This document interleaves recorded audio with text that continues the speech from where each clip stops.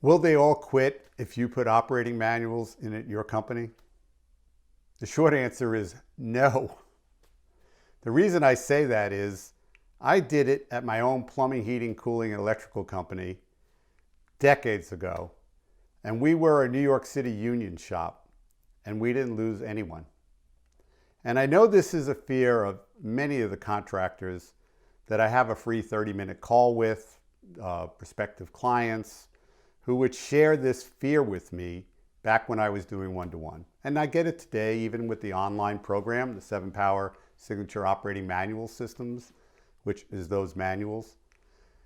And I'd like to offer some help here, and I'd like to share a story to start with, which was one of my many different jobs at my very busy shop, which had grown to 70 some odd people.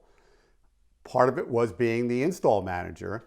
And every day I was running 5 full install crews. And each morning I would slide the window open, this is way back, and I'd set up the job files when you actually printed stuff. And I would debrief each of the lead installers on what their task was going to be today, so they would know what to expect and they would be best set up for a good day. Let them know that I'd make a check out there in the field, stop by, make sure it's how things were going, and just get in touch, which is kind of how I had the regime. Well, anyway, one day I was talking to Bobby, who had risen through our ranks, and he had become one of our very best installers. The backstory to this was when he first started our company, he had been flipping pizzas at a pizza joint and started with no skills, and then rose up as an apprentice as he went in to become an installer. Anyway, I handed the file to Bobby and I said, "Hey, Bobby, I can't get there at 10 o'clock to go over the job with you. So do me a favor, just read through it and make sure you got it." I said, "I can get there at 2 o'clock. I said, "Look over the job folder." And he says, looks back at me, looks through the whole folder, and he says, "No problem," thumbs up. Anyway, 2 p.m. rolls around. I went to the job where he was supposed to be installing a new heating system.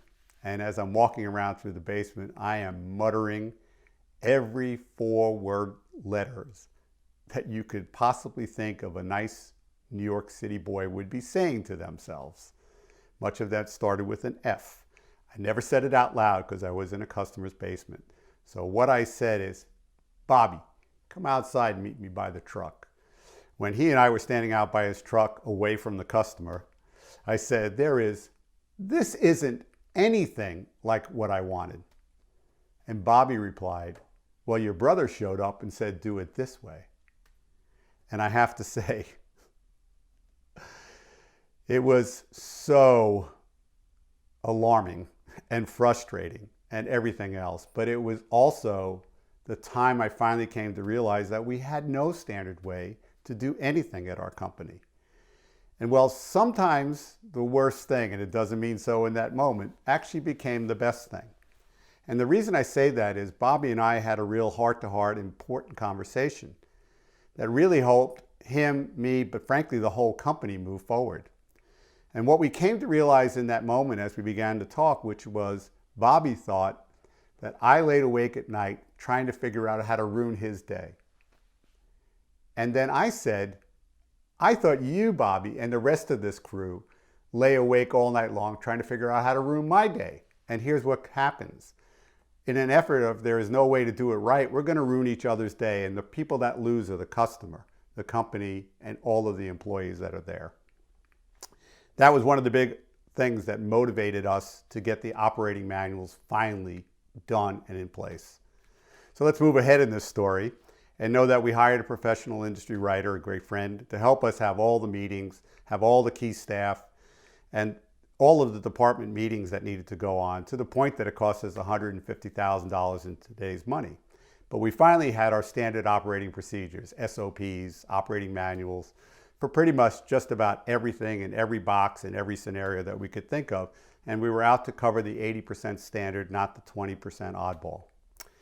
Anyway, comes to time to meet with the union rep, and because we're having contract negotiations.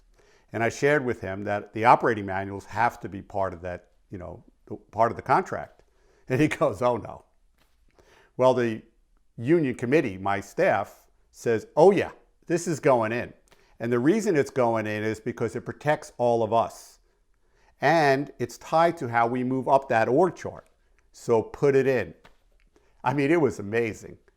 What I didn't know at the time was that the employees, the staff, had been talking amongst themselves and actually loved being involved and having a say on how to do things at work. They also loved that things were no longer going to be my opinion, my brother's opinion, my dad's opinion, or you name it, anybody's opinion. It was based on objective things that could be measured and no longer what I call subjective, which is just opinion-based things. Bobby actually coined a great phrase that took off at the company, which is, do what's in the book, you're off the hook. So what that really means is if you follow the procedure and I don't like the results, well, it's tough on me for today, but you're off the hook. I've got 19 years now of working with thousands of clients in seminars and workshops and webinars, and now, of course, in the online program, the 7-Power Signature Operating Manual System, SOMS. Here's what I know beyond a shadow of a doubt.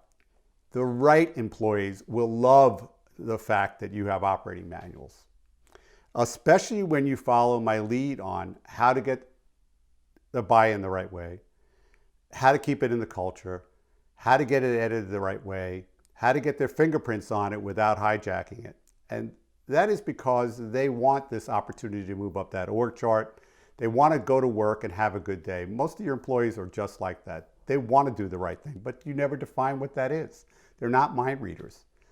And this became the way that understanding that it's way more than just words that used to be on a page and now a digital device. So this love of manuals is alive at my clients, far and away. And the exception, not the rule here, is that a few may lose a person or two, but what they can all tell you, and they've done this in video testimonials, is that the wrong people left and the right people arrived. I actually took the time working with a garage door company. I said, is there anybody that would go on, volunteer to go on a videotape? And I have videotape of them just sharing how much that they love, that they can fill their box, feel that they have a career, and it really makes a world of difference. So the fear is more yours than theirs. You do have to do it the right way, which is what I do in coaching you along. So is it possible, again, that somebody might go, yeah. But I do know this, they're probably already out the door or they never were the good employees. And the great ones are waiting to come work for you. So, will you follow my lead and make everybody's life much better? Because then you are the employer of choice.